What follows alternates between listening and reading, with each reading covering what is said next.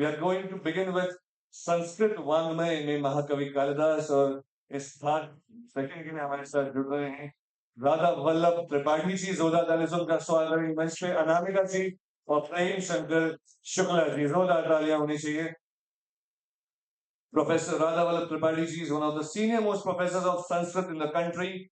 He has served as the Vice Chancellor of the Rashtriya Sanskrit Santhan at Delhi for 5 years and also as the Vice Chancellor on additional charge at Sri Lal Bahadur Shastri Sanskrit Vidyapeeth and as Vice Chancellor in charge of Dr. H.S. Gaur University on a number of occasions. He also worked as the visiting professor at Shilpan University, Bangkok for 3 years. Presently, he holds the prestigious post of the National Fellow of the Indian Council of Philosophical Research, New Delhi. Widely acclaimed for his original contributions to the study of Natya Shastra and Sahitya Shastra, Professor Tripathi has published 175 books, 278 research papers, and critical essays, as well as translations of more than 30 Sanskrit plays. I believe that calls for an applause. He has received 37 national and international awards and honors for his scholarly contributions as well as creative writing in Sanskrit and Hindi.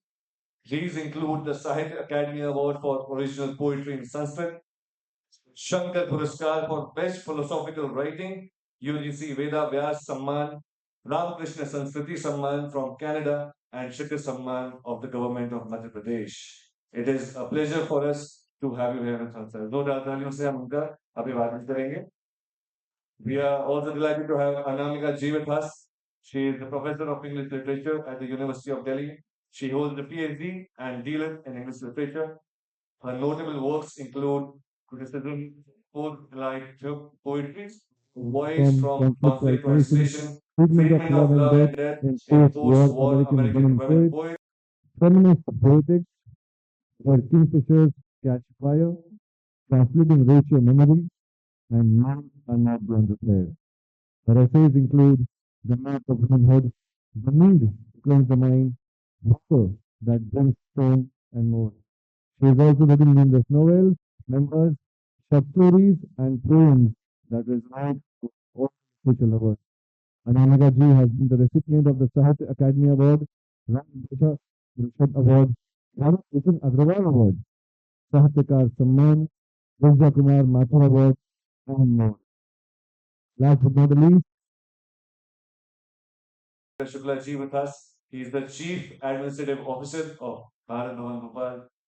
His published poetry collections include कुछ आकाश, झूल एक नाम है, पृथ्वी पानी का देश है, पृथ्वी जीवित है जन्म से, and more.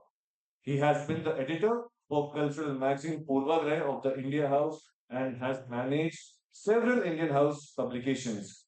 He has also been the recipient of Charter Award from Madhya Pradesh Kala Parishad, Durga Kumar Kirti Samman from Madhya Pradesh Sahitya Parishad, Narmada Likit Samman, and more.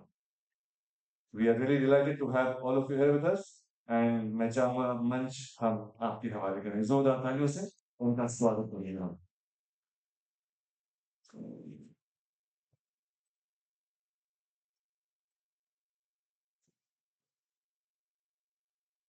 यहाँ भारत भवन में होने के नाते आप सबका हार्दिक अभिनंदन करता हूँ, स्वागत करता हूँ।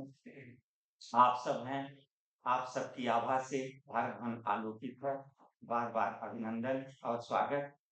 दरअसल हमारे जो इस भोपाल लिटरेचर फेस्टिवल के आप संस्थापक डायरेक्टर कहें या स्वतंत्रता कहें, राघव चंद्रा साहब ने भोपाल को, मध्य प्रदेश को एक बहुत महत्वपूर्ण आयाम दिया है साहित्य के क्षेत्र में, कला के क्षेत्र में। तो उनका विशेष तौर पर, क्योंकि मैं भारत भवन का भी प्रतिनिधि हूँ, तो मैं स्वागत करता हूँ, अभिनंदन करता हूँ। उनकी पूरी जो टीम है, अभिलाष जी है, देवेंद्र भैया हैं, सुलक्षणा जी हैं, सबका मैं स्वागत करता हूँ, अभिनंदन करता हूँ, क्योंकि यह सब प्रयोजन सचमुच में बहुत कल्पनाशीलता, परिश्रम और संसाधन की मांग करते हैं। और उन सब से अंडरलाइन करके मैं कह रहा हूँ, जूझते हुए इतना सुंदर सब करना बहुत गौरव की बात है और हम सबके लिए प्रसन्नता की बात है। एक कालिदास का श्लोक ही है, वागर्थाविव संपृक्तो वागर्थ प्रतिपत्ते जगता पितरो वंदे पार्वती परमेश्वरो। मैं, चूंकि कालिदास का पहला शब्द था, कालिदास पर ही उनका श्लोक है और इस आयोजन में भी एक वागर्थ आयाम है जहाँ डिस्कशन हो रहे हैं। हमारा खुद भारत भवन का जो साहित्य का प्रभाग है उसका नाम वागर्थ है। तो ऐसे कुछ संयोग बने हैं और जो कालिदास पर बातचीत है, हमारे विद्वान वक्ता तो बोलेंगे, लेकिन पूरा आयोजन मैं देख रहा हूँ कि कालिदास में हो गया है।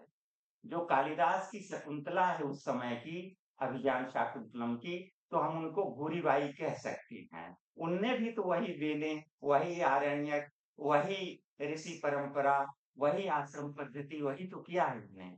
यद्यप बोला गया है उनके परिचय में, सचमुच में उनने एक कलाकार के रूप में उनकी अग्रणी भूमिका है। लेकिन फिजिकली देखा जाए तो भारत भवन के इन पत्थरों को भी उनने उठाया है। तो जो भारत भवन की दीवार है, भारत भवन की सर्जना है, तो उन्होंने अपने परिश्रम से, अपनी कल्पनाशीलता से दोनों तरह से सींचा है, बनाया है, रचा है। तो उनको इस अवसर पर पुरस्कृत करना, सम्मानित करना, इस लिटरेचर फेस्टिवल की मैं बहुत बड़ी उपलब्धि मानता हूँ और मैं चंद्रा साहब को इस कल्पनाशीलता के लिए, इस निर्णय के लिए पुनः साधुवाद करता हूँ। धन्यवाद। कालिदास के बारे में दरअसल कुछ लेखक ऐसे होते हैं, बहुत चुनौती खड़ी करते हैं। आप सब जानते हैं, यहाँ तो एक जो संस्कृत का गुरुकुल है, उसके कुलाधिपति के रूप में राधा वल्लभ जी हैं। उनके बिना तो हम संस्कृत की, मतलब हम संस्कृत के लिटरेचर की बात करते हैं तो बिना राधा वल्लभ जी के ना हम शुरू करते हैं, बल्कि उन्हीं से उसको संपन्न भी करते हैं। अनामिका जी हैं, वो संस्कृत की बड़ी स्कॉलर हैं, अंग्रेजी की प्रोफेसर हैं, हिंदी की बहुत बड़ी कवि हैं, गद्यकार हैं। तो ऐसे के बीच में कालिदास की रचनाओं में कुछ अपात्र आती है, तो अपात्र के रूप में मुझे भी जगह दे दी गई है। तो इसलिए आप समझिए कि उन सुपात्रों के बीच में एक अपात्र का वक्तव्य है कि कालिदास यदि न होते, मैं चंद्रा साहब को पुनः धन्यवाद करता हूँ पहला सेशन और कालिदास पर सेशन करने के लिए। जो लिटरेचर फेस्टिवल की मेरी जानकारी है दुनिया के, खासतौर पर भारत के, कालिदास पर बातचीत का यह पहला आयोजन, कोई नहीं कर। हम अपने पुरखों को भूलते जा रहे हैं। निराला पर भी बातचीत का यह पहला है जो वहां से चल रहा है, हमारे 2-3 विद्वान वक्ता बोल रहे हैं। तो इसके लिए मैं धन्यवाद करता हूँ। सच्चे अर्थों में जो साहित्य की मातृभूमि है, जन्मभूमि है, जहाँ से हमारा साहित्य शुरू हुआ, वो सब लोग हैं जिनने हमें बोलना सिखाया, खड़ा होना सिखाया, जीना सिखाया, जिन्हें पूरा महाजीवन रच के हमारे जीवन को संस्कारित किया। ऐसे महाकवि कालिदास हैं। यद्यप उनके बारे में जो कवि कालिदास नाम की फ़िल्म आई, उसने इतना सारा बनाया कि वो लकड़ी काट रहे हैं, एक डाल काट रहे हैं, उधर काट रहे हैं, जिधर से डाल गिर जाएगी, और तमाम उनके हर जानता का रहता है और वही सब उनके बारे में जानते हैं। जो कुमार संभवम है, उसके बारे में किंवदंती चलती है कि उसमें माँ पार्वती और शिव के मिलन संयोगों का बहुत वर्णन है, इसलिए उनको कोढ़ हो गया था और बाद में इसीलिए उन्हें रघुवंशम लिखा। ये सब अपनी जगह है। इस पर राधा वल्लभ जी ने बहुत अच्छा जवाब दिया है, आप यूट्यूब पर उपलब्ध है, कालिदास पर मुकदमा करके, और बहुत ही सुंदर जवाब है। पहले से महावीर द्विवेदी से इस तरह की चीजें चलती आ रही हैं, तो उसका राधा वल्लभ जी ने बहुत बढ़िया जवाब दिया है, यूट्यूब पर उपलब्ध है। मैं एक साहित्य के विद्यार्थी के नाते, मैं, मेरे लिए जो कालिदास मुझे समझ में आते हैं, तो मैं उनको ये मानता हूँ कि हमारी जो आज का हम जिसे भारत कहते हैं, यदि कालिदास न होते, साहित्य में सबसे पहला कवि जिसने भारत का मानचित्र बनाया, वो कालिदास है। चाहे आप कुमार संभवम में देखें, यहाँ तक कि रघुवंशों में देखें, राम से ये कहीं-कहीं मिलता है, इस पर सहमति भी होती है। बाली ने भी सवाल किया था और खरदूषणी ने भी किया था कि आप हमारी धरती पर आए हैं दंडकारण्य और इधर, और आप हम ही को मार रहे हैं और कह रहे हैं कि मतलब मैं धर्म की स्थापना कर रहा हूँ। तो राम ने बहुत ही सुंदर जवाब दिया था कि यह धरती या वसुधा तो हमारे पूर्वजों से जीती हुई है। पूर्वजों ने छोड़ दिया था तुम सबके लिए, लेकिन तुमने उसका पालन-पोषण नहीं किया, अन्याय अधर्म में लग गए। तो हमारे राज्य का जो अन्याय अधर्म से जो दबाव पड़ रहा है, उसको मैं फिर से लौटाने आया हूँ, तो नहीं होना चाहिए। लोगों ने किया, ऐसे भी जवाब साहित्य में मिलते हैं। राधा वल्लभ जी तो सब चीज़ों को जानते हैं। तो मैं जो कह रहा था कि इस तरह का जो भारत हम देखते हैं, वो कालिदास की रचनाओं में हिमालय का इतना सुंदर वर्णन और फिर सुदूर दक्षिण समुद्र का सब आता है। और ये भी है कि जो दुष्यंत के सुपुत्र हैं भरत, उनके नाम से ही भारत है, ऐसा भी कहते हैं, यद्यपि इसमें भी तमाम चीज़ें हैं। मुझे जो चीज़ है अभिज्ञान शाकुंतलम और कुमार संभवम पर अभी बात नहीं खींचना चाहता मैं। रघुवंशम का ज़रूर मैं कहना चाहता हूँ, जो श्लोक पहले मैंने बोला वो उन्हीं का है। चूँकि तुलसीदास या वाल्मीकि सब में संकेत है, लेकिन मुझे लगता है कि जिस तरह से रघुकुल का मतलब राजा दिलीप से लेकर रघु, आज दशरथ, राम ऐसा जो उनकी वंश परंपरा है, उसका इतना सुंदर वर्णन और उसी में इंदुमती का जो उनका स्वयंवर है, उसका विवरण उसमें कवि के रूप में मुझे मेरी व्यक्तिगत जो आस्वाद की क्षमता है साहित्य की, मुझे लगता है उससे लगता है कि कवि ने कितना ओरोच, कितनी ऊँचाई तय की है। आप देखिए उनके किस तरह का वर्णन करते जाते हैं, हर के राज्य का, हर के वीरत्व का, हर के पौरुष का कालिदास करते जाते हैं। मैं ये बात इसलिए कह रहा हूँ कि इसमें कवि सामर्थ्य दिखती है। जो अज का वर्णन है वो रघु का नहीं है। जो रघु का वर्णन है वो दिलीप का नहीं है। जो दिलीप का वर्णन है वो राम का नहीं है। ये सब वर्णन एक कवि ही तो घटित कर रहा है अपने भीतर। तो जो अपने भीतर एक विशाल पृथ्वी क्रिएट करता है, जिस पर ये राजा अपना राज्य करते हैं, उससे कवि सामर्थ्य दिखाई देती है। इंदुमती का जो मैंने कहा स्वयंवर का, उसमें भी है कि जो सुनंदा है, वो जो उसकी सखी है, दासी भी कुछ लोग कहते हैं, लेकिन तो वर्णन करती जाती है कि अवंती के राजा का ये है, विदर्भ की तो राजकुमारी ही है, दक्षिण के राजाओं का, बनारस का जो राज है, काशी का, इन सब का। इन वर्णनों में मुझे लगता है कि कालिदास एक अद्भुत मतलब लगता है एक दूसरे से कोई मैच नहीं करता। आप पढ़ेंगे उन श्लोकों को अभी बोलने की न मेरी बहुत आता भी है, लेकिन जो मैंने पढ़ा है राधा वल्लभ जी संभवतः उसे उद्घाटित करेंगे। आप पढ़ेंगे तो लगेगा कि इस कवि की कितनी सामर्थ्य है। तो ऐसे अपनी सर्जना से जो भाषा का रस निचोड़ ले, संस्कृत का जिसने रस निचोड़ लिया है और पूरा उसमें रस भर दिया, रस सिक्त कर दिया, ऐसे महाकवि कालिदास हैं। तो हम जैसे जो थोड़ा बहुत लिखने पढ़ने वाले हैं, उनके गुरुकुल से हम सबको बहुत कुछ मिलता है। वर्णन इतने सुंदर है उनके यहाँ, जैसे कार्तिकेय का जन्म है कुमार संभवम में, मुझे वो बहुत प्रिय लगता है। अब उनको जैसे उपमा का है, आता है कि उपमा कालिदासस्य भारवी अर्थगौरवम दीनापदलालित्यम मार्गसंत प्रेम गुणा। ये आता है कि कालिदास का उपमा। मैं राधा वल्लभ जी के सामने ये कहने की हिमाकत करता हूँ कि मैं उपमा को दूसरे अर्थ में लेता हूँ। कालिदास खुद माँ हैं और उपमाओं से ही अपनी सर्जना को आलोकित करते हैं, उसको परिपुष्ट करते हैं, उसको बुनते हैं। वो जो उपमाएँ हैं, जैसे कृत्तिकाओं ने कार्तिकेय को पाला है, अच्छा कृत्तिकाएँ हैं, अच्छा मुख इसीलिए उनके हो गए, जैसे पाला है, ऐसे मुझे लगता है कि वो उपमा कालिदास अपनी सर्जना को लाने के लिए करते हैं। उसमें एक पद है जिसे मैं समापन करूँगा कि कार्तिकेय हैं, खेल रहे हैं। तो अपने पिता के जहाँ गंगा है वहाँ हाथ डाल देते हैं, तो उनका हाथ ठंडा हो जाता है, बहुत ठंडा हो जाता है, बर्फीला हो जाता है, तो फिर उनके जो अग्नि है, तीसरा नेत्र है, वहाँ उस हाथ को सेक लेते हैं। ऐसा दुर्लभ, ऐसा आख्यान रचना, ऐसी घटनाओं को ले आना मुझे सचमुच में लगता है कि काश हम लोग भी कुछ ऐसी कर सकते। मैं अपने लिए कह रहा हूँ, जो युवा कवि हैं, युवतर कवि हैं या इस तरह की अभी की सर्जना की नागरिकता है जिनकी, बहरहाल मैं कुछ ज़्यादा ही बह रहा हूँ, सचमुच में प्रभाव है। और मैं अब चाहता हूँ कि अनामिका जी जैसा कहा है, हिंदी की समय सर्वश्रेष्ठ कवि हैं, गद्यकार हैं, उनके उपन्यास हैं, कहानी की किताबें हैं और जिन्हों कहते हैं वेल रेड, बहुत सारा दुनिया का पढ़ा है, जो हमारे स्थानीय से लेकर वैश्विक तक जिनकी जानकारी बहुत मजबूत है, बहुत अच्छी है, बहुत रोचक है। मैं चाहता हूँ कि कालिदास पर यद्यप रखा है संस्कृत के साहित्य में, लेकिन मैं चाहता हूँ कि कालिदास पर आप 2 शब्द कहने का करते हैं, सिर्फ नाम स्वयं से बोले।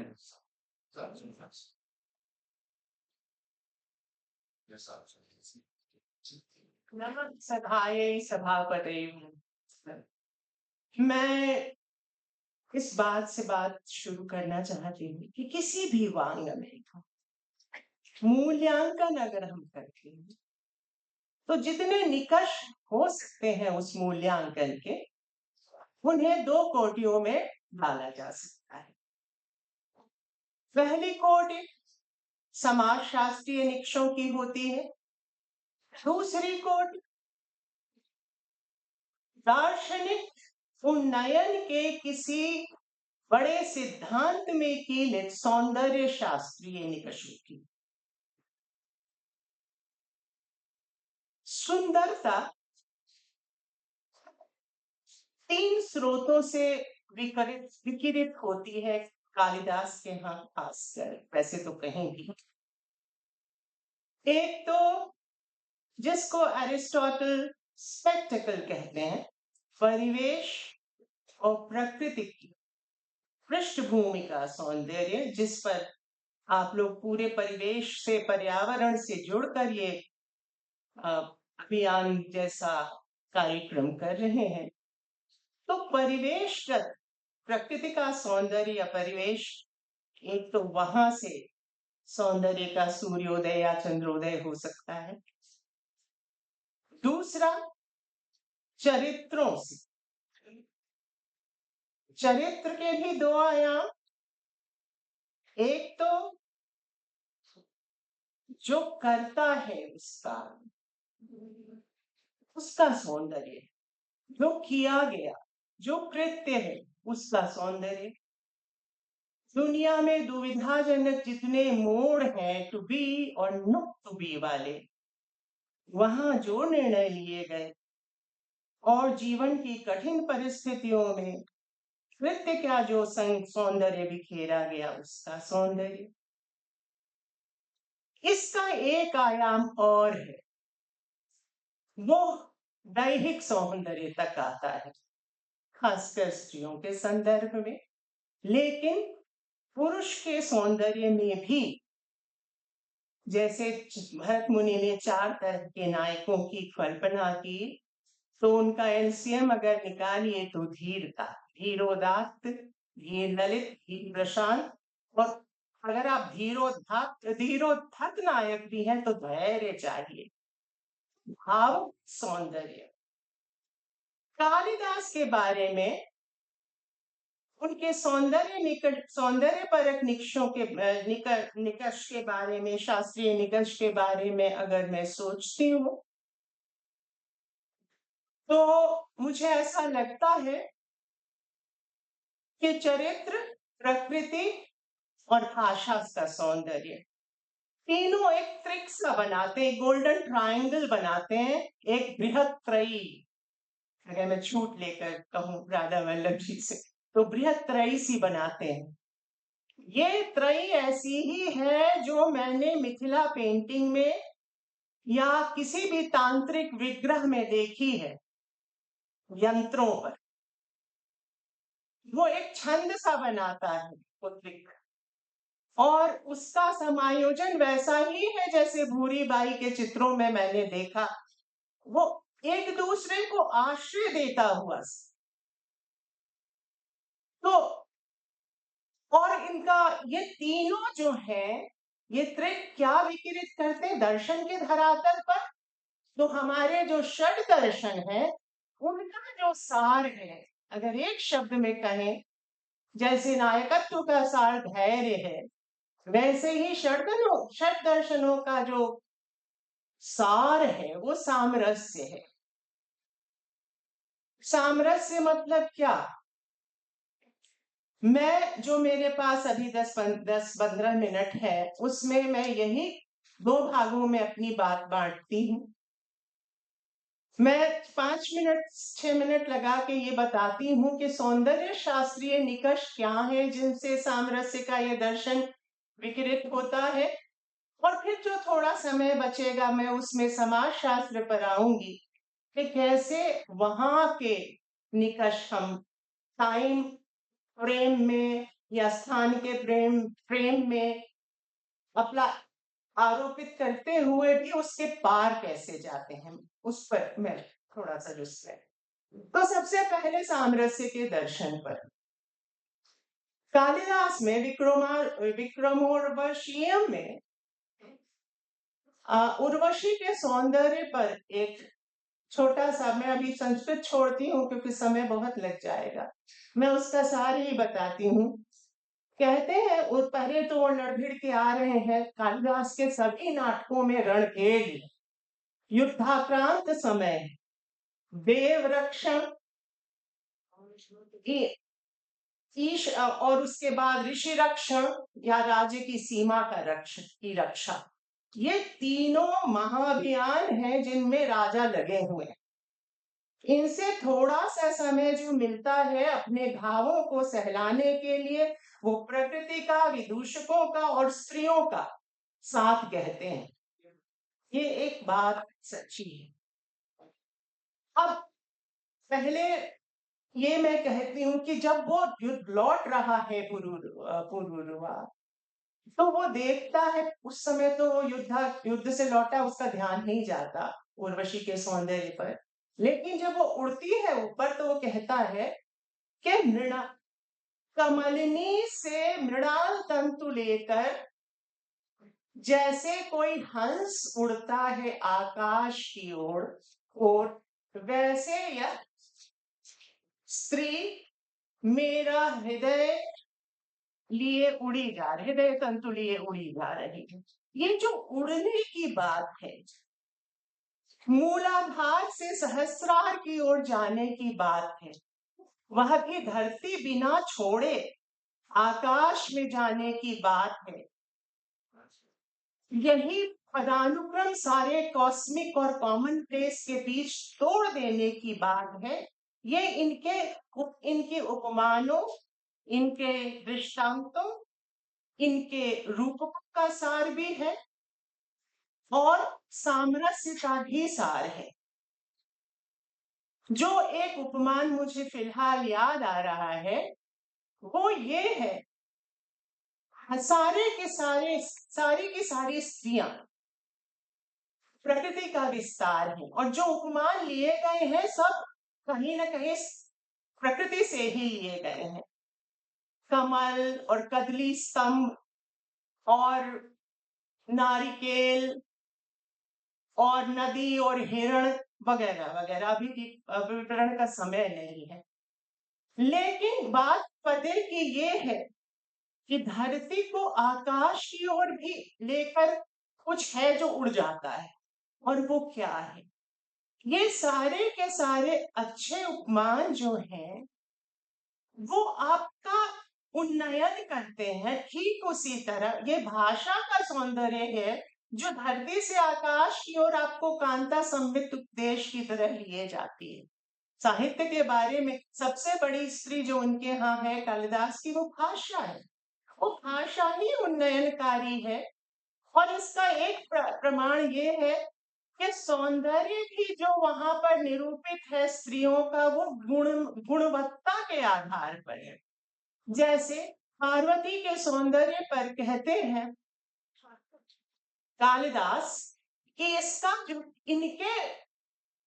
इनका आनन बनने के पहले, इनका चेहरा बनने के पहले लक्ष्मी बहुत चंचल रहती थी स्वभाव के अनुकूल, क्योंकि वो जानती नहीं थी कि वो चंद्रमा में स्थित हो आसन लगाए या फिर कमल में। लेकिन पार्वती का जब चेहरा बना तो वो दोनों, चंद्रमा की शीतलता और कमल की कोमलता, मसृणता, दोनों उसे एक जगह मिल गए और प्रकाश हुई, तो उन्होंने आसन लगा लिया उनके चेहरे पर। अब ये गुणवत्ता है, इसमें आकार प्रकार के साम्य से ज्यादा, जिसको एसेंस कहते हैं सौंदर्य को, वो निरूपित करता है। तो भौतिक सौंदर्य से ज्यादा, ऊपरी सौंदर्य से ज्यादा चित्त के सौंदर्य पर यहाँ पर एम्फेसिस है या उस पर आग्रह है।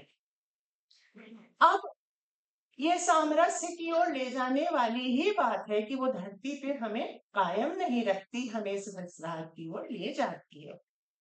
अब दूसरी बात कि जो पुरुष हैं वे भी, जैसे कि ग्रीक गॉड्स की जब चर्चा होती है ग्रीक साहित्य में, तो मैथमेटिकल प्रोपोर्शन, गणित वाला प्रोपोर्शन सामने आता है।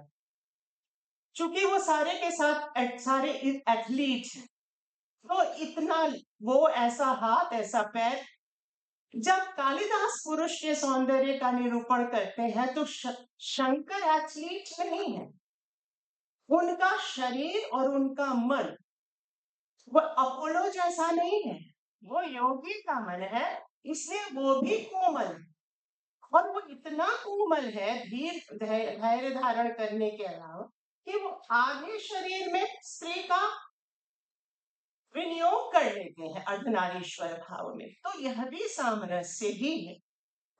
अब मैं बहुत सारी चीजें छोड़ती हूँ और सिर्फ इतना इंगित करती हूँ कि एक कोमल चित्त वाले पुरुष की कल्पना, ये बहुत बड़ी कल्पना है, उदात्त कल्पना है।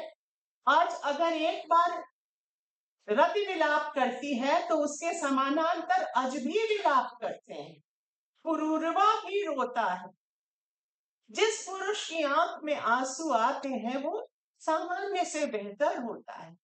पुरुष की वृत्ति नारिकेल वृत्ति कही गई है। नैन्सी शॉर्डराउ वगैरह जितने भी बड़े हमारे मनोभाषिक विद्वान हैं फ्रेंच स्कूल के, वो कहते हैं कि पुरुषों को पाला ही इस तरह जाता है कि उनको जो सबसे प्यारी चीज है माँ की गोद वो छीन ली जाती है उनसे बचपन में। तो भाषा बनने का जो समय होता है और जीवन दृष्टि बनने का वो जो समय होता है उसमें वो सबसे प्यारी चीज खो देते हैं और मर्द को दर्द नहीं वाले भाव में जीने लगते हैं। तो सारी उनके जो कोमल भाव है वो नारियल की तरह भीतर चले जाते हैं और वो दिखाते नहीं अपनी कोमल।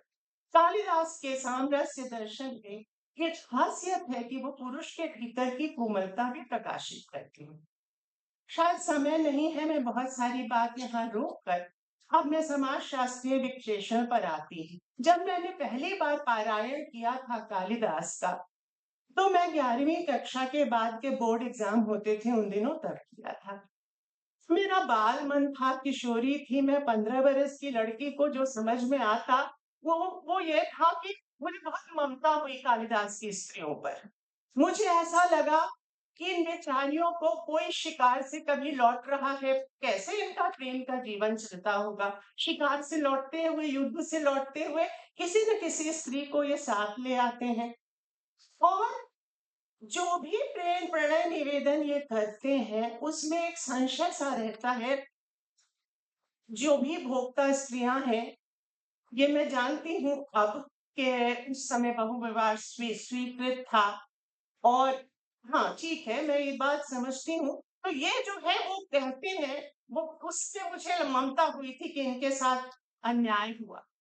लेकिन अब जब मैं बड़ी हूँ, मतलब समझती हूँ और दूसरा तीसरा पारायण मैंने कर लिया है कालिदास का, मुझे ऐसा लगता है कि नहीं, संस्कृत वांग्मय ही एक वांग्मय है जिसमें चयन का योग्य बन के पुरुष प्रतीक्षा करते हैं और स्त्रियां चयन करती हैं। वो पुष्प वाटिका में वो फूल की तरह प्रेम खिले या फिर क्षितिज पर वो, मतलब तपस्या स्थल पर वो सूर्योदय हो पार्वती का के प्रेम का उस समय भी वो हमेशा एक खास तरह के चयन पुरुष योग्य बन के प्रतीक्षा करता है। ईश्वर स्त्री उसका इशारा करती है और उस एक शब्द उसके लिए रूठती भी है तो बहुत थोड़ी देर के लिए, क्योंकि उसको लगता होगा कि इसमें तो हमेशा ही ये तो सलवार लटक रही है इसके सर पर, तो इससे क्या रूठा जाए। जो आज का मरता कल का मरता आज ही मर जाएगा, वो चाहे जो भी करे। तो शब्द बहुत सुंदर आया है, ना दीदी ना ना ना ना देर न अदीर्घ रोषा, जो बहुत देर तक रूठी न रहे। बेचारी स्त्रियों को बहुविवाह के बाकी उपेक्षिता और पालगनी होने की स्थिति में भी ये उनको दया आ जाती होगी अपने उस युद्धाक्रांत समय में पुरुषों के वाद विलास या दूसरी स्त्रियों के साथ लौटने पर, कि ये तो इतनी सारी असुरक्षाओं में जी रहा है, और इसीलिए वो ज्यादा देर रूठती भी नहीं है। शकुंतला जैसी स्त्री भी मिनट लगाती है क्षमा करने में, हालांकि उसके साथ थोड़ा ज्यादा अन्याय हुआ है, और फिर लेकिन वो जब परिस्थितियां समझती है तो माफ कर देती है। वसंत, और तीसरी बात यह है कि पुत्र की कामना भी, चूंकि ये योद्धा नायक है, तो इन स्त्रियों से पुत्र की कामना करते हैं। और हेमिंगवे के स्त्रियों के की तरह ये फ्राइडे गर्ल्स और कंफर्ट गर्ल्स नहीं है। इनके दुष्यंत ने एक जगह कहा है कि हमें, हमारे पितर, हमें पानी देने वाला कोई नहीं होगा, इसलिए जो मैं पानी देता हूँ उससे मुंह धोकर वो सोचते होंगे कि अब इसके बाद मुझे कौन पानी दे। जल से, नेह के जल से अभिषेक करना, ये कैसे होता है, इस कला में कालिदास निष्णात थे। और उनकी जो स्त्रियां हैं वो क्षमा के जल से, मातृत्व के जल से, वो सरोगेट मदर है। सरोगेट सी जो पार्वती के जन्म की कथा है, न ययौ न तस्थौ वाले द्वंद्व की कथा है, उन सब में सरोगेट मदर, सिंगल मदर, आपको हर तरह की माताएं मिलेंगी, और अपने पुरुष की भी माता बन के रह जाती है। और स्त्रियां, जो मैं पहले सोचती थी कि कैसे जीती होंगी, तो उनका एक समानांतर संसार है, सखियों का, वृद्धा माताओं का, गुरुओं का। वो सब किस कलाओं में निष्णात है, कविता में निष्णात है। तो समय बिताने के लिए उन्होंने वैकल्पिक माध्यम चुन लिया है। सखियों का जो संसार है, कभी उस पर भी बात करनी चाहिए।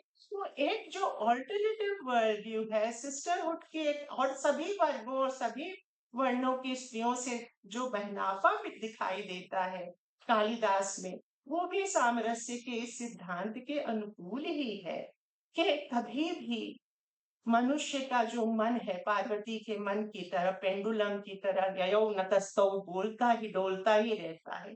वो अगर एक अतिरेक से दूसरी ओर जाएगा, सुख से दुख की ओर जाएगा, तो कभी शांत नहीं होगा। अगर शांत और आनंद की स्थिति में आना है तो पेंडुलम को बीच में आके खड़ा होना होगा। ये समशीतोष्णता, यह समर्पण, यही एक निनाद की तरह उठता है इनकी कृतियों से।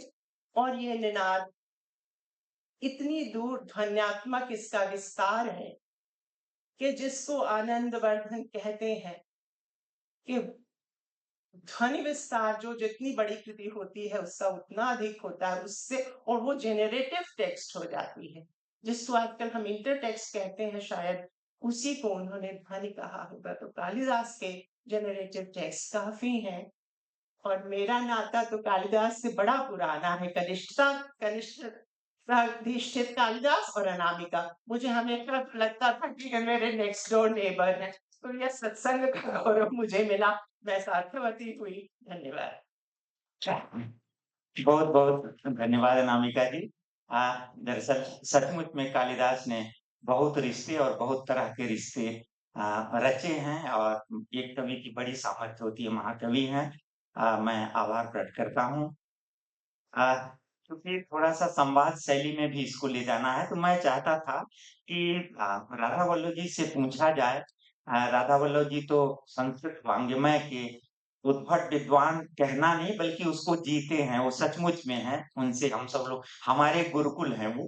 तो मैं आग्रह करना चाहूँगा राधा वल्लभ जी से एक जिज्ञासा के रूप में, कि आपके अपने पूरे जीवन में आपने इतना संस्कृत में काम किया, हिंदी में काम किया, पूरा हमारे भारतीय वाङ्मय में काम किया, तो कालिदास का प्रभाव क्या रहा आपको?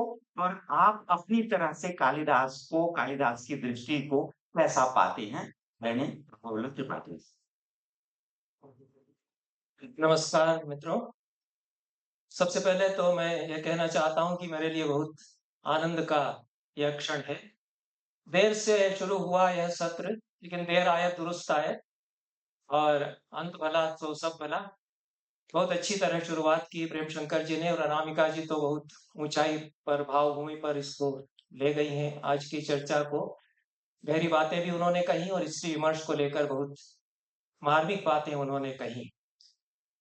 मैं इतना बूढ़ा भी नहीं हुआ कि वहां जाकर ना बोल सकूं पोडियम पर, लेकिन एक तो यह सुख है कि दाहिनी तरफ मेरे प्रेम शंकर जी बैठे हैं और बाईं तरफ अनामिका जी बैठी हैं। ऐसा सुख जो है दुर्लभ होता है, इसलिए मैं बैठा हूँ। मेरी श्रीमती जी सामने बैठी हैं, ये उनको अपनी बड़ी बहन मानती है।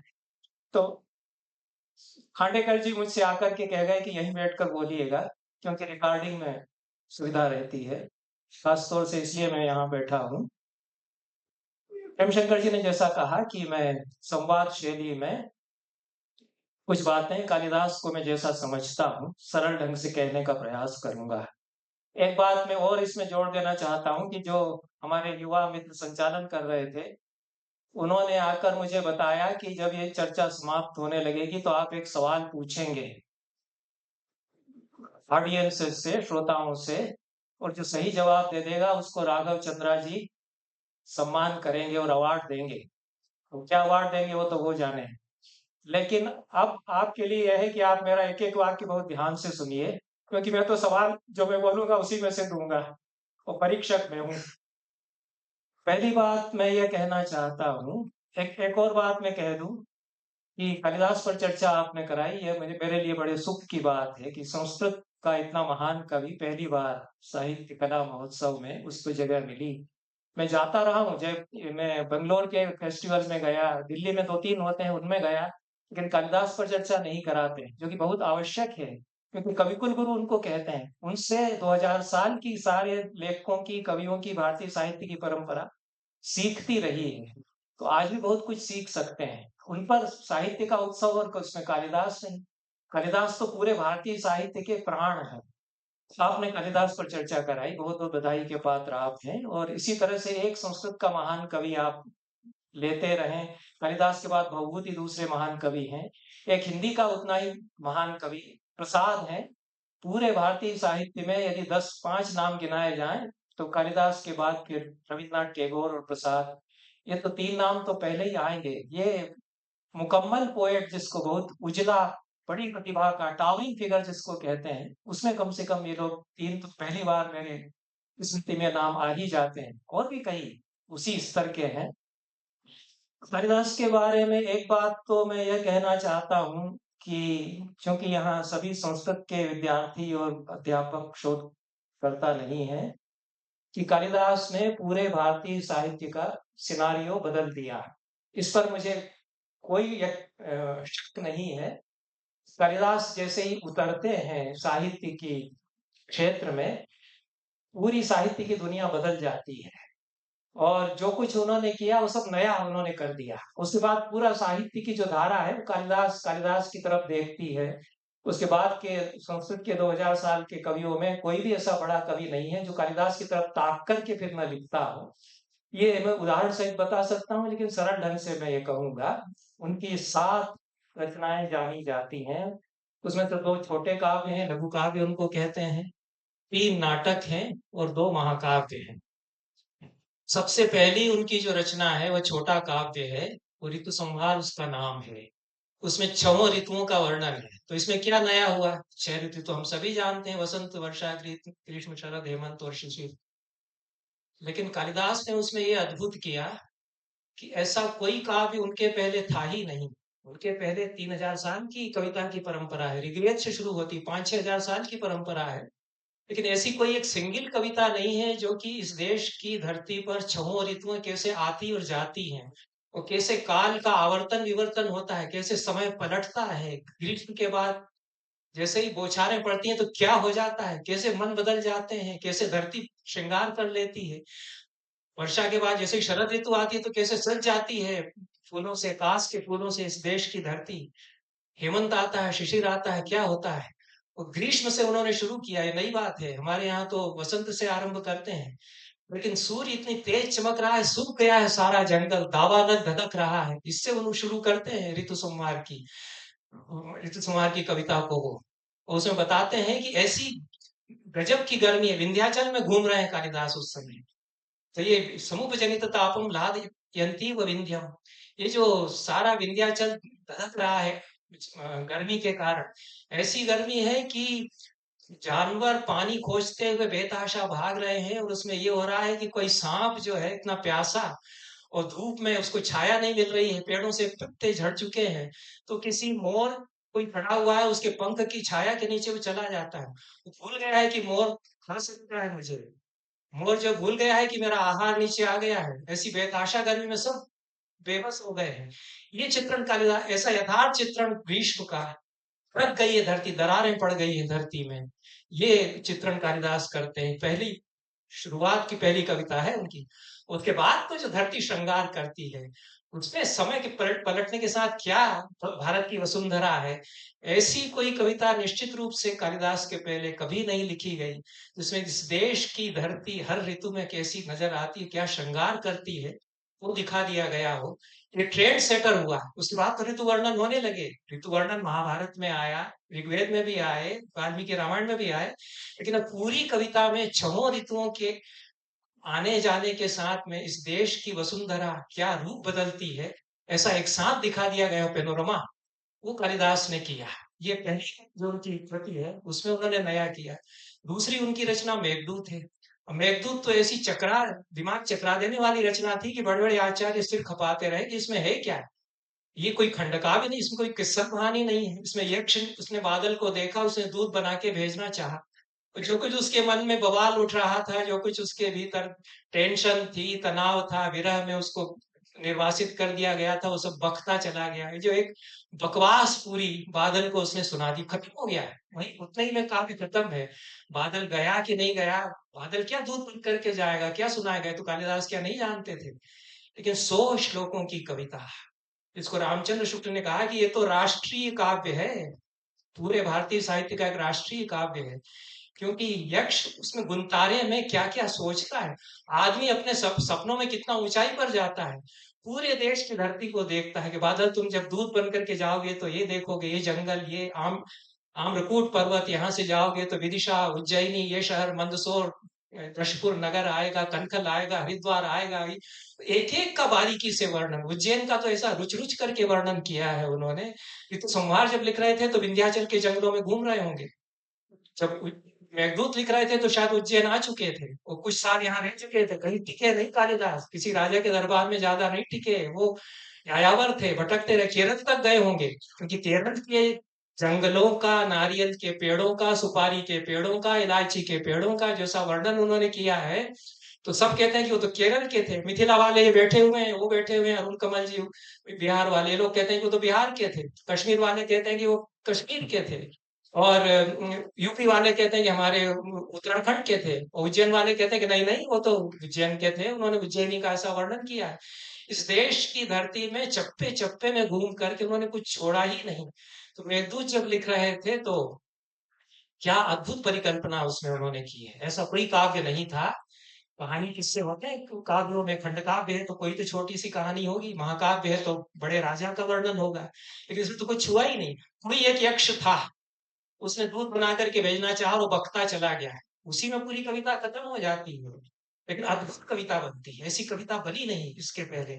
और आप देखिए कि 200-250 काव्यों की तो मेरे पास लिस्ट है संस्कृत में, जो मेघदूत के अनुकरण पर लिखे गए। कालिदास का जितना इमिटेशन हुआ, उतना और किसी कवि का भारतीय साहित्य में नहीं हुआ।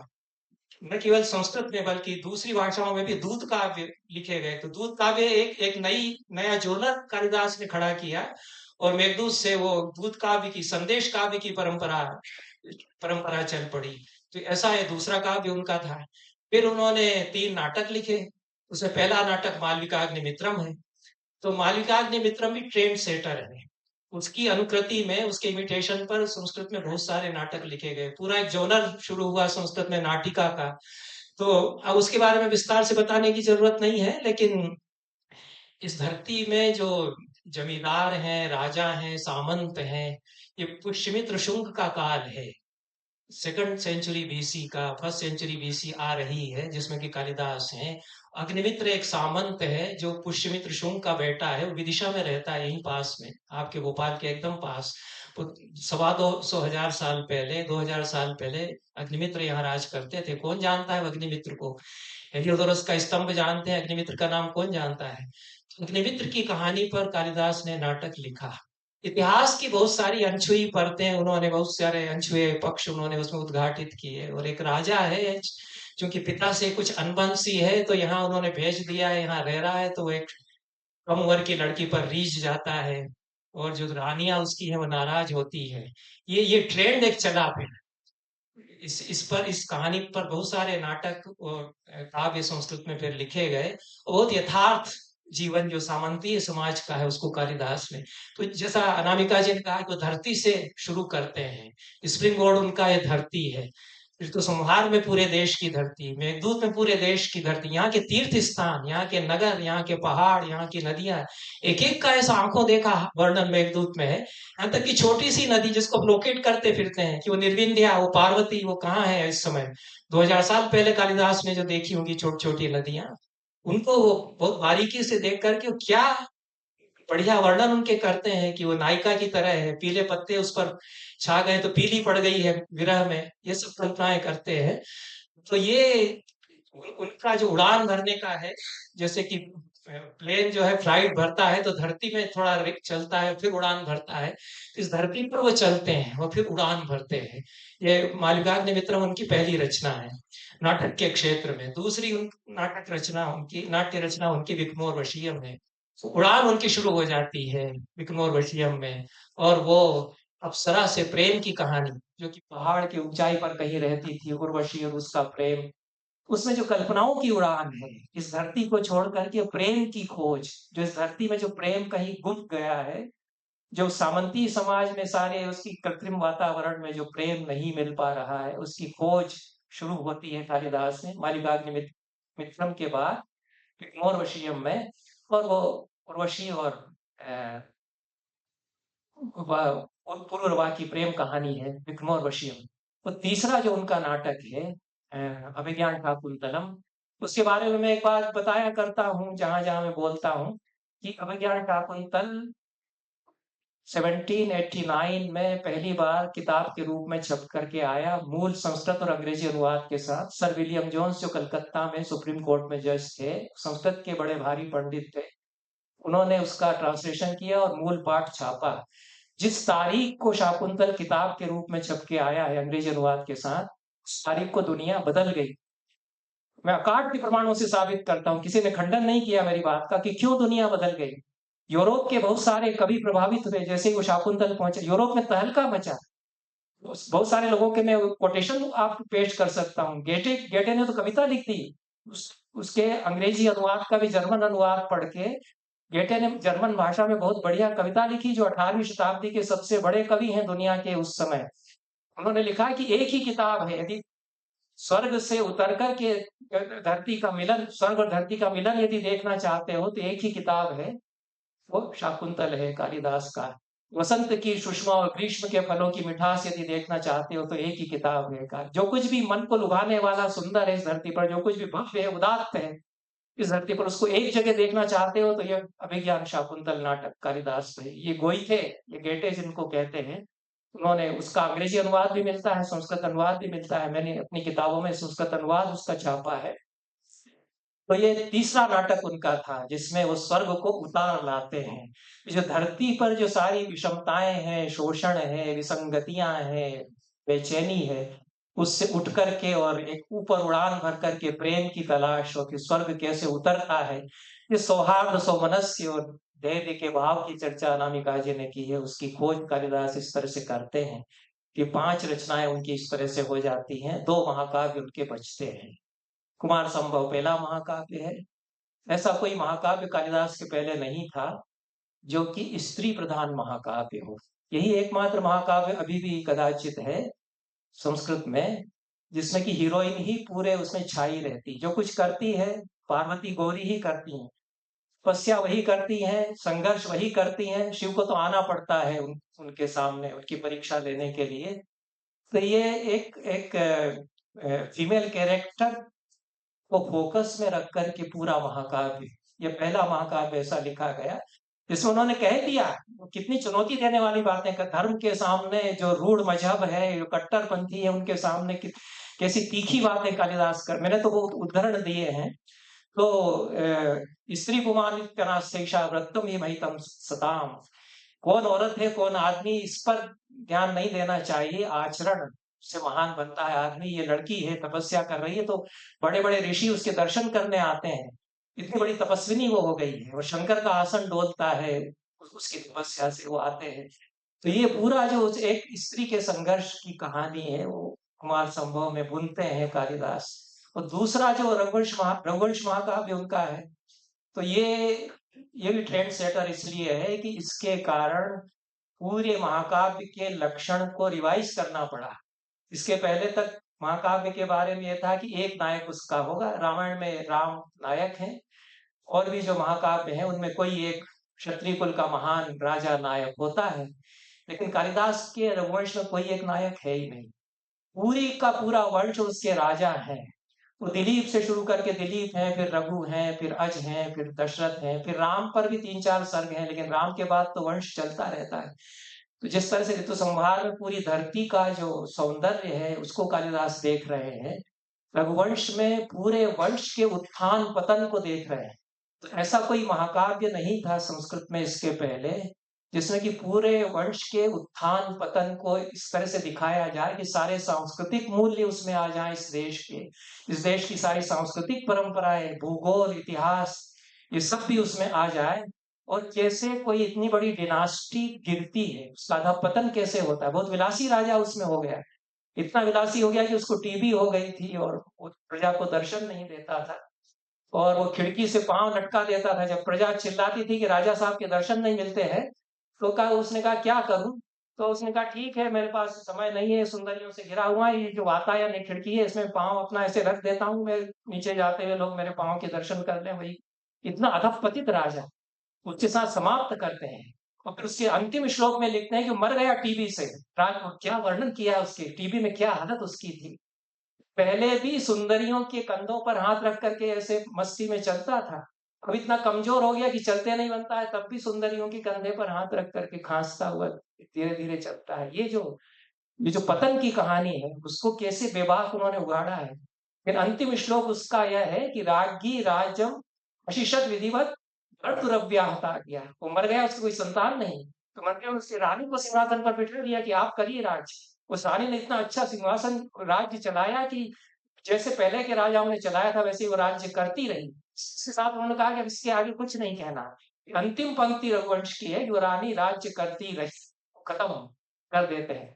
ये तो रविन्द्रनाथ टैगोर भी बताते हैं कि कहाँ एक झटके से कालिदास छोड़ देते हैं कि इसके आगे अब कुछ नहीं।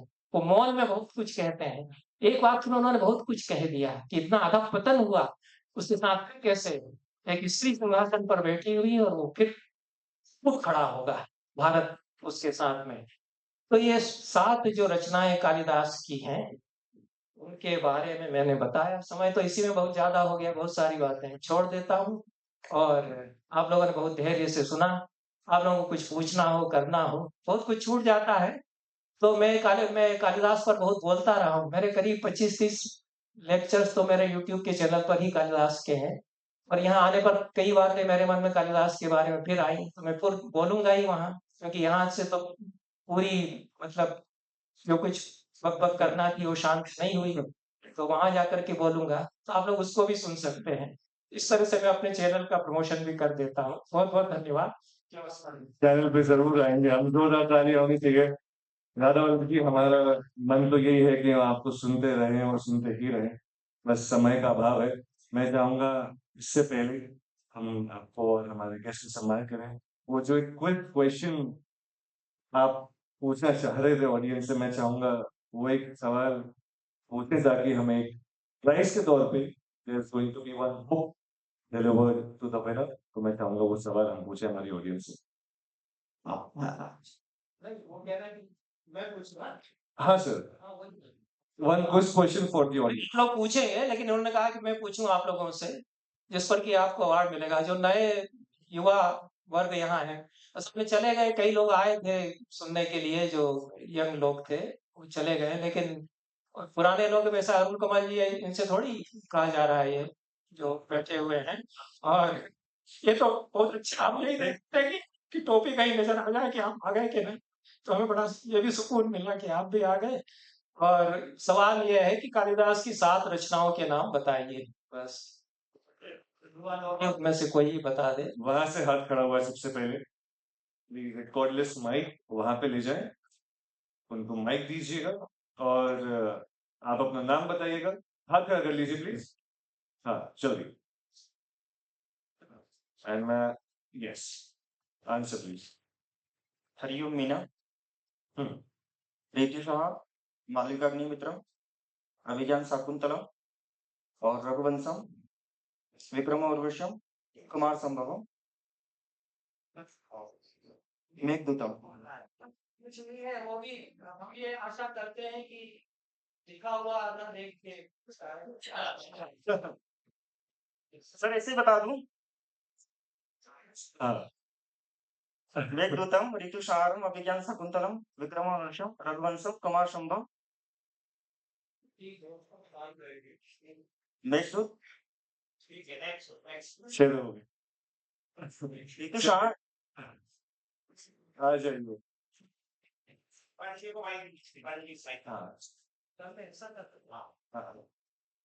कह रहे हैं कि अब चूंकि ऐसे ही होगा, सबने जो नोट किया है, तो हम सवाल बदल देते हैं, जिसकी सबसे पहले ऊपर हाथ उठेगा उससे कहेंगे। तो कालिदास के दोनों छोटे काव्यों के नाम बताइए। मेरे ख्याल से वो सामने बैठी है, नाम हाथ सबसे पहले यहाँ पे खड़ा हुआ जी। ऋतु संहार और मेघदूतम। सही जवाब। यस प्लीज आ जाइए स्टेज पे। मैं चाहूंगा एक बुक लाई जाए as a prize. So the quiz winner will take home the inspiring book living an enriched life by Dale Carnegie, a timeless guide to building self-confidence, setting goals, and cultivating a positive attitude for a more fulfilling life. A treasure trove of wisdom awaits you.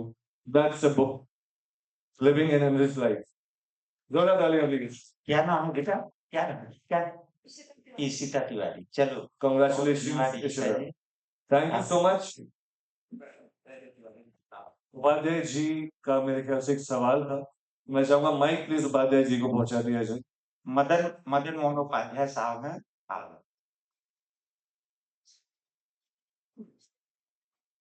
Radha Vallabh जी, आपने मतलब मैं तो टुकड़ों टुकड़ों में कालिदास को देखता समझता रहता हूँ, तो पहली बार आप दोनों के जो सुना तो कितना मैं अज्ञानी हूँ, ये मुझे अपनी ज्ञान से थोड़ा सा संज्ञान हुआ। मेरा सवाल ये है कि कालिदास के बारे में हम सब जो जवानी जमा खर्च है, जो बुद्धिजीवी कह लीजिए, राजनीतिक कह लीजिए, दूसरी कालिदास कालिदास है, परंतु कालिदास के बारे में एक आम भारतीय को, चाहे वो साहित्य का हो या प्रबुद्ध हो, शिक्षित हो, अब जैसे मैंने 2-3 मास्टर कर लिए, पर कभी कालिदास पे हमने कहानी पढ़ा। आईएएस कर लिया, कालिदास का कुछ पढ़ने का मौका नहीं मिला। तो जो कालिदास जिसने कि भारतीय दर्शन या भारतीय साहित्य को उस बुलंदी पर पहुंचाया, हम जो पीढ़ी है या हमसे जो पहली वाली पीढ़ी है, हम न्याय कालिदास के साथ न्याय भारत में क्यों नहीं हो रहा? ये मेरा सवाल है। Thank you. मैं तो समझता हूँ कि कालिदास के साथ अन्याय नहीं हुआ, क्योंकि कालिदास को पढ़ने वाले, उनको सराहने वाले बहुत लोग हैं इस देश में। कई कई हजार लोग हैं, और जो संस्कृत के छात्र हैं वो तो कालिदास में रमे हुए रहते हैं। और हम अन्य भाषाओं के जो साहित्यकार हैं, अनामिका जी हैं, अरुण कमल जी हैं, वो भी सब कालिदास की ओर देखते हैं और कालिदास को पढ़ते हैं। अरुण कमल जी से तो मेरी बड़ी गहरी चर्चा होती रही है संस्कृत साहित्य के बारे में और कालिदास के बारे में, अनामिका जी से भी होती रही है। तो ऐसा नहीं है, बाकी जिन लोगों को कालिदास के बारे में जानकारी नहीं है, वो आज अच्छी बात हुई है कि उनको कालिदास के बारे में और जानने की इच्छा हुई। और संस्कृत के माध्यम से न पढ़ पाए तो अनुवाद के माध्यम से पढ़ें, अच्छे अनुवाद मिलते हैं कालिदास के। मेरे तीनों नाटकों के अनुवाद हैं। मेघदूत का मेरा अनुवाद है, जो त्रिलोचन जी के साथ बैठ करके मैंने सोनेट और रोला छंद में किया है। तो हिंदी में जो अच्छे अनुवाद है उनको पहले पढ़ें, और कालिदास पर जो अच्छी पुस्तकें हैं, मेरी खुद की भी 2 पुस्तकें हैं कालिदास पर। विद्यानिवास मिश्र जी की बहुत अच्छी पुस्तक है कालिदास से साक्षात्कार, तो उनको पढ़ें। तो यदि ऐसी अपूर्णता लगती है कि भारतीय साहित्य के सबसे महान कवि को हमने नहीं पढ़ा जाना, तो सामग्री उपलब्ध है, अब ये आपके ऊपर है। तो इसको मैं अन्याय नहीं मानता हूँ। वो एक बात यह ज़रूर है कि कालिदास का जब आविष्कार हुआ मॉडर्न वर्ल्ड में, वो जैसा मैंने कहा कि यूरोप में बड़ा तहलका मचा, क्योंकि इसके पहले गीता का अनुवाद केवल होके आया था 1784 में। चार्ल्स विल्किंस ने गीता का अंग्रेजी में अनुवाद किया। वो यूरोप में पहुंचा तो वहां के फिलासफर्स जर्मनी के, फ्रांस के और यूरोप के बड़े चकराए कि इतनी गहरी फिलासफी वाली किताब यहाँ पर है। पर जब शाकुंतल छप करके आया तो और भी चकराए, खासतौर से वहां के जो कला प्रेमी साहित्यिक थे कि इतनी ऊंची कविता हिंदुस्तान में लिखी गई है। तो उन्होंने कहा कि कालिदास जो है वो भारत के शेक्सपियर हैं। कई बार हमारे यहाँ भी लोग दोहराते रहे कि कालिदास जो है वो इंडिया के शेक्सपियर हैं। फिर कुछ लोगों को बुरा लगा, उन्होंने कहा नहीं नहीं, ऐसा नहीं कहना चाहिए, ऐसा कहना चाहिए कि शेक्सपियर यूरोप के कालिदास हैं, हमारे कालिदास तो बहुत बड़े हैं। ये मैं दोनों को ही मैं गलत मानता हूँ। शेक्सपियर के साथ भी अन्याय है और कालिदास के साथ भी अन्याय है। दोनों में कोई तुलना नहीं है, एक दूसरा नहीं बताया जाना चाहिए। लेकिन कालिदास को समझने की कोशिशें तो बराबर होती रही हैं आधुनिक संसार में भी। 1789 से जैसे ही कालिदास रिडिस्कवर होते हैं मॉडर्न वर्ल्ड के सामने, बराबर उनको समझने की कोशिशें होती आ रही। इनके इतने इंटरप्रिटेशंस हुए हैं, इतने री इंटरप्रिटेशंस हुए हैं कालिदास के कि और किसी कवि के शायद इतने ज्यादा इंटरप्रिटेशंस नहीं हुए होंगे। अनामिका जी ने जो आपके सामने रखा वो तो अद्भुत था। वो जिस तरह से देखती हैं कालिदास को, एक बड़ा कवि एक कवि को कैसे नई सोच देता है, उसको उसकी नई समझ कैसे निकल करके आती है। जी। कालिदास को हम पढ़ते हैं, बहुत सारी नई समझ हमारे भीतर उत्पन्न होती है।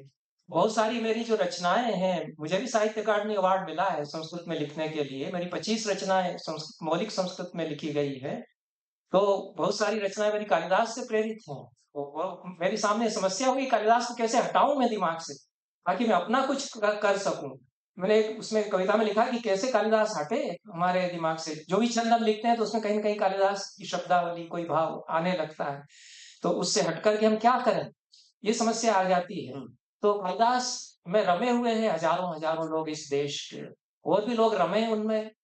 तो आए, आप लोग आमंत्रित हैं इसके लिए, उसके लिए हमारे पास आई, चर्चा कीजिए, हमारे व्याख्यान सुनिए, हमारी किताबें पढ़िए, मौलिक ग्रंथ पढ़िए, कालिदास के अनुवाद पढ़िए। बहुत बहुत धन्यवाद। बिल्कुल बिल्कुल सर, आगे बढ़िए। मैं जल्द से जल्द चाहूंगा मिस्टर अभिलाष खांडेकर जी इस मंच पे आए, member of society for culture environment, और BLF 2025 मेमेंटो द्वारा हमारे ऑथर्स और हमारे गेस्ट का सम्मान करें। जोरदार तालियां होनी चाहिए।